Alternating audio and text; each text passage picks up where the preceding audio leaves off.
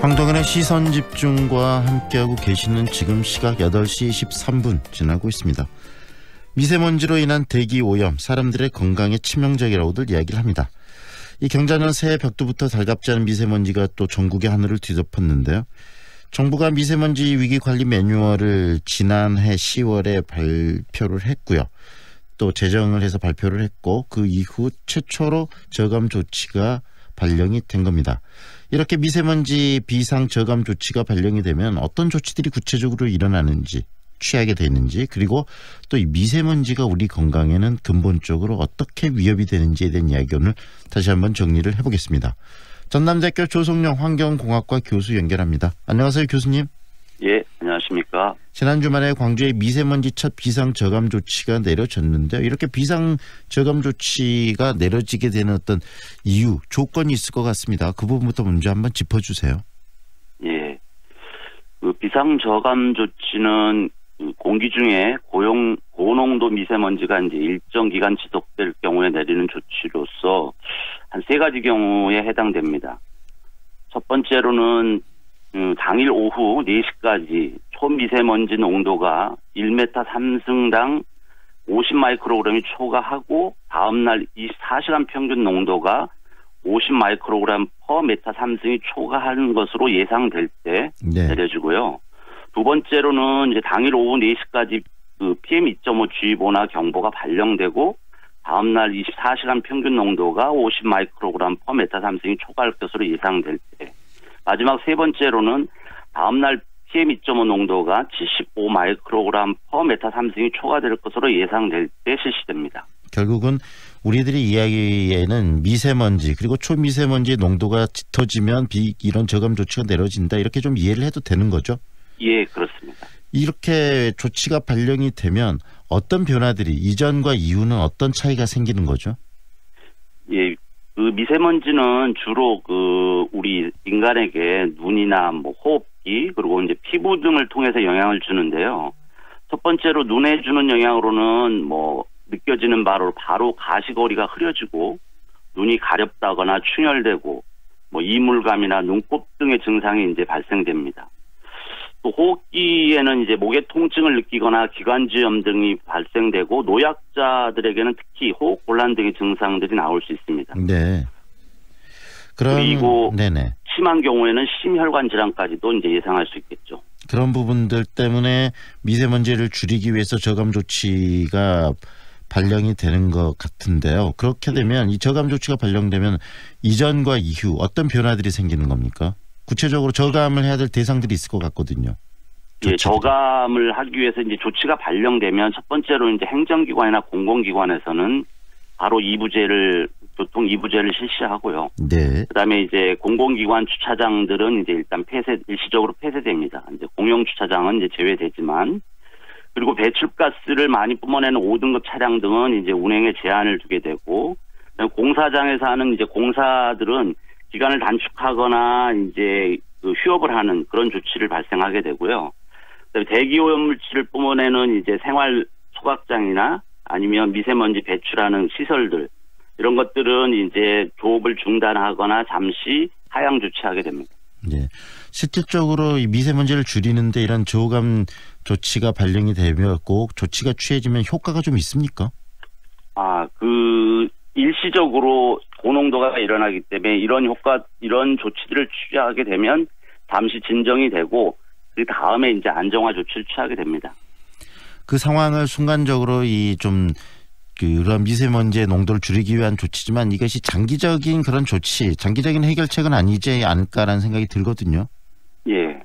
그래서 우리가 사실 미세먼지는 일단 평상시에 지속적으로 발생이 돼서 대기 중에 정체돼 있어 모아 있다가 갑자기 농도가 올라갈 때 이런 저감 조치를 하기 때문에 네.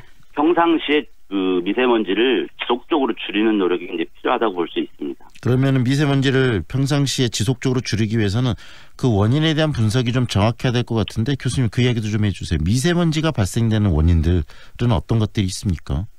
미세먼지는 이제 주로 이미 아시다시피 산업 시설이나 자동차 등에서 이제 뿜어내는 이제 오염 물질들이 지속적으로 공기 중에 이제 축적이 되고 이 공기가 이동되지 않고 정체되는 이 지점에서 이제 축적이 되었다가 한꺼번에 나타난 현상인데, 네.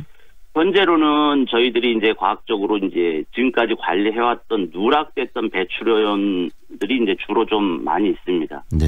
주로 이제 항만 시설이나 아니면 이제 화목을 떼는 이러한 음식점들이나 뭐 대형 음식점들, 그다음에 뭐 유기용제나 생활 이 환경에서 이 뿜어내는 것들이 네. 지금까지는 간과돼 왔었고 관리 대책이나 뭐 정당한 기술이 아직 제공되지 못해서 이런 것들이 지속적으로 누적돼서 발생되는 효과라고 볼 수 있습니다. 네.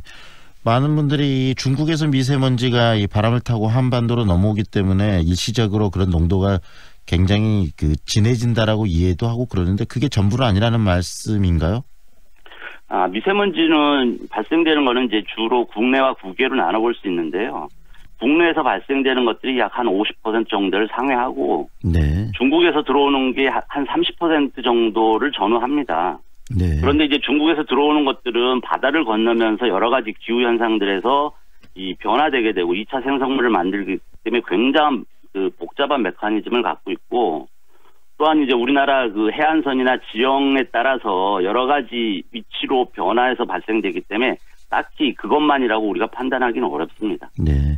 일단 중국에서 발생되는 미세먼지와 또 국내 요인 이렇게 합쳐져서 미세먼지가 전체적으로 농도가 진해진다는 말씀이신데요.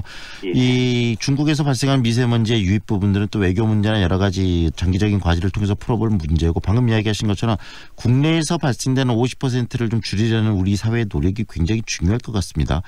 예. 그런 부분들 정부가 여러 가지 저감 대책도 발령을 하고 조치들을 취하고 있는데 충분히 정부가 정책적으로 미세먼지에 대한 고민을 많이 하고 있다고 보세요? 그 부분은 어떻게 이해하십니까? 뭐 최근 들어 이제 정부가 굉장히 이 부분에 이제 관심을 가지고 뭐 미세먼지 특별법이라든지 뭐 대기 권역 관리 특별법 등을 제정해서 이제 중앙 정부하고 지방 정부가 분업을 통한 효율적인 관리를 하고자 노력하고 있는 건 사실입니다. 그리고 일정 부분 뭐 효과도 거두고 있습니다만, 아직도 현재 배출원이나 배출량에 대한 불확실성 때문에 국민들이 여기에 대한 불안감을 해소하지 못하고 있는 게 사실이고, 네. 이러다 보니까 이제 앞으로 이런 과학적 근거에 기반을 둔 데이터를 국민에게 적절하게 제공함으로써 이제 체감 효과를 높이고 국민들 스스로 이 미세먼지에 대한 두려움을 좀 해소하고 적극 참여할 수 있도록 하는 게 중요하다고 봅니다. 공포를 넘어서 어떻게 대안을 만들어갈 것인가에 대한 고민을 좀 해야 된다는 말씀 아니겠습니까? 예, 그렇습니다. 실질적으로 그렇다면 미세먼지가 우리 인체에 주는 어떤 해악, 그런 건강상의 문제들은 어떤 것들이 있을 수 있을까요? 이 앞에 설명드린 것처럼 주로 이제 호흡기 질환이나 뭐 피부 질환, 그다음에 심혈관 질환 이런 것들에 대한 직접적인 영향을 가지고 있고, 특히 이제 노약자들이나 임산부들한테 미치는 영향은 굉장히 크다고 봅니다. 네. 이 임산부들 같은 경우는 이제 이 태아에도 영향을 미치기 때문에 극도의 조심을 요합니다. 네. 이렇게 미세먼지가 순간 농도가 올라갔을 때 저감 조치도 중요하지만 평소에 우리가 이런 미세먼지를 줄이려는 노력이 대단히 중요해 보이는데 평소에 우리들이 좀 가져야 될 자세도 이야기를 좀 해주세요. 예, 일단 우리가 가져야 될 태도는 이제 미세먼지에 대한 적정한 정보에 대해서 항상 숙지를 하고 마스크를 쓰는 거를 습관화 좀 해야 되겠고요. 미세먼지가 높을 경우는. 네. 그다음에 외출을 한 뒤에 특히 손발, 눈 이런 것들을 이제 깨끗이 씻어야 되겠고, 물 섭취, 수분 섭취를 충분히 해주고 이런 것들이 이제 생활 습관화가 돼야 될 것으로 이제 판단됩니다. 네. 결국은 우리 일상생활에서 미세먼지가 극복할 수 있는 여러 가지 생활 습관이 필요하다는 이야기고 인식의 전환도 필요하다는 말씀이시네요. 예, 그렇습니다. 이 작년 같은 경우에도 겨울철 미세먼지 굉장히 심각했기 때문에 사람들이 벌써부터 공포에 좀 젖어 있는 측면도 있습니다. 올해 미세먼지의 움직임, 미세먼지가 어떤 식으로 특히 농도가 짙은 미세먼지들이 발생할 것인가에 대해서 미리 예측을 좀 할 수 있을까요? 네, 보통 미세먼지는 이제 농도가 굉장히 올라가는 조건이 이동성 고기압이 발달해서 이제 미세먼지들이 전구 물질을 따라서 이제 장거리로 유입되거나 아니면 이것들이 이제 공기 정체에 의해서 축적됐을 때 발생되는 현상으로, 주로 우리나라에서는 이제 매년 1월에서 한 5월 사이 그리고 이제 11월에서 12월 사이 그때가 이제 미세먼지가 굉장히 높아지기 때문에 앞으로도 그 기간에 그 주의를 요한다고 판단됩니다. 결국은 겨울철 그리고 초봄 미세먼지가 굉장히 심각하고 다음에 또 초봄이 되면은 황사와 미세먼지가 섞여서 또 굉장히 여러 가지 문제를 일으킬 수도 있는 거 아니겠습니까? 그렇습니다. 네. 미리 대책들을 꼼꼼히 좀 가져가는 게 필요할 것 같고요. 정부가 이런 저감 대책들, 저감 조치들을 구체적으로 지금 시행한다고 하니 또 국민들이 적극적으로 협조를 많이 할 필요성도 있겠네요, 교수님. 예, 그렇습니다. 네. 국민들의 이제 자발적인 협조를 끌어낼 수 있는 정부의 그 대책들이 필요하다고 봅니다. 네, 여기까지 듣겠습니다. 고맙습니다. 예, 감사합니다. 전남대학교 조성영 환경공학과 교수와 함께했습니다. 어제 저녁부터 시작된 비가 현재까지 계속해서 이어지고 있습니다. 우리나라로